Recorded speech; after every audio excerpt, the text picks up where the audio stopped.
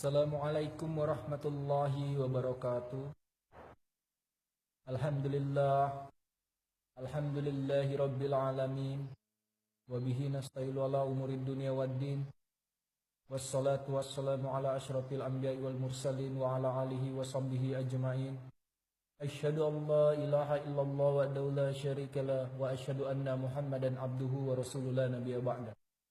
Faya ayyuhallazina amanu ittaqullaha haqqa tuqatih wa la tamutunna illa wa antum muslimun.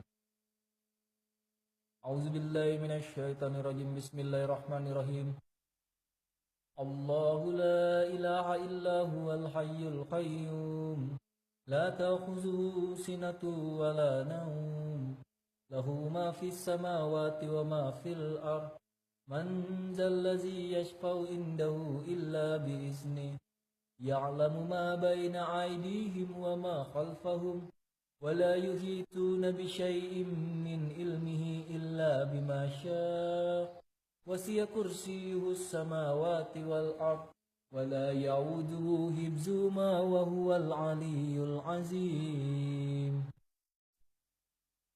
قال رسول الله صلى الله عليه وسلم في كتاب الحديث من أحيا سنتي فقد أحبني ومن أحبني كان معي في الجنة. Faqala aidan man tamassaka bisunnati inda fasadi ummati falahu ajru syahid. Sahabat iman yang dirahmati oleh Allah Subhanahu wa taala. Pertama-tama marilah kita bersyukur kehadirat Allah Subhanahu wa taala. Karena pada kesempatan berbahagia ini Allah Subhanahu wa taala masih memberikan kita banyak sekali kenikmatan hingga kita mudah melangkahkan kaki kita, menggerakkan tangan kita, mengarahkan segala pandangan kita untuk perkara yang Allah ridhoi, perkara yang Allah cintai, yaitu perkara agama. Salawat serta salam tak lupa pula kita curahkan kepada Nabi kita baginda Rasulullah Sallallahu Alaihi Wasallam, di mana Rasul yang telah mengeluarkan kita seluruh umat manusia dari alam kegelapan menuju alam yang terang benderang. Rasul yang telah mengobrak-ngabrik pintu kejahiliaan menuju puncak kebahagiaan. Rasul yang telah mengeluarkan seluruh umat manusia dari zaman onta menuju zaman Toyota. Sahabat iman yang dirahmati oleh Allah Subhanahu wa taala, ada satu perkara yang sangat penting di permukaan bumi ini. Lebih penting daripada rumah yang kita tempati sekarang. Lebih penting daripada kendaraan yang kita gunakan. Lebih penting daripada anak dan istri kita. Lebih penting daripada mata yang kita gunakan melihat, telinga yang kita gunakan mendengar, kaki yang kita gunakan melangkah, lidah yang kita gunakan untuk berbicara. Tidak lain daripada perkara iman, hadirin yang mulia. Perkara iman ini adalah perkara yang paling penting. Perkara yang penting di atas penting. Perkara yang lebih penting dari hal apapun yang paling penting di permukaan bumi ini. Tidak lain daripada perkara iman. Kenapa perkara iman ini lebih penting daripada segala sesuatu yang kita miliki? Karena suatu hari nanti ketika Allah Subhanahu wa taala menghadapkan seorang hamba kepada kematian, maka Allah Subhanahu wa taala tidak akan murka, tidak akan laknat, tidak akan marah jika seorang hamba ini meninggal dalam keadaan tidak mempunyai rumah ketika dia di dunia, tidak mempunyai kendaraan ketika dia di dunia, tidak mempunyai pekerjaan ketika dia di dunia. Sesuatu yang tidak dipandang oleh Allah Subhanahu wa taala, hadirin yang mulia. Tapi manakala seorang hamba ini dihadapkan kepada Allah Subhanahu wa taala kepada sebuah kematian, dia tidak membawa iman, maka ini adalah masalah besar. Maka dia akan jatuh dari pandangan Allah Subhanahu wa taala dan akan menjadi manusia yang rugi, manusia yang menyesal, manusia yang bangkrut di sisi Allah Subhanahu wa taala.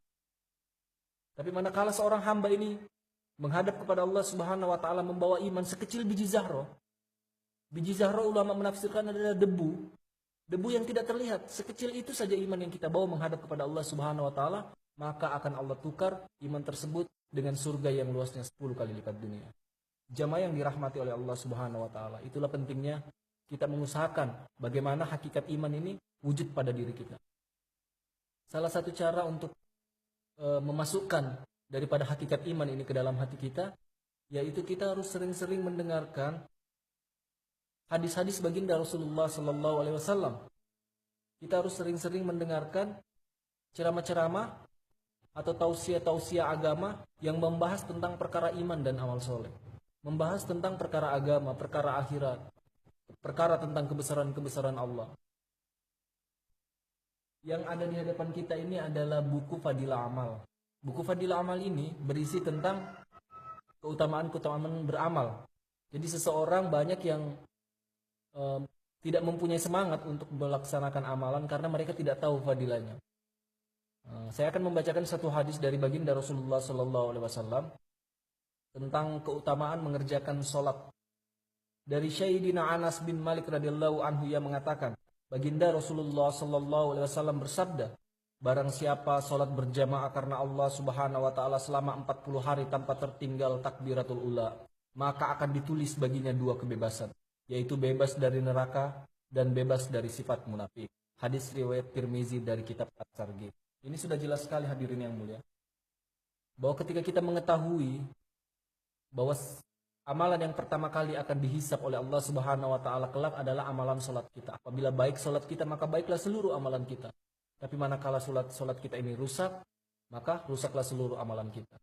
Jadi hadirin yang mulia, alhamdulillah itulah tadi beberapa tausiah singkat yang sempat saya sampaikan pada siang hari ini. Semoga apa yang kita dengarkan ini kita niat amal dan sampaikan pada saudara-saudara kita di luar sana yang masih belum hadir mendengarkannya. Dan semoga tausiah saya ini bermanfaat buat teman-teman sekalian. Semoga kita bisa menggunakan sosial media atau media sosial ini untuk perkara yang Allah Subhanahu wa taala cintai, untuk perkara yang Allah Subhanahu wa taala ridhoi.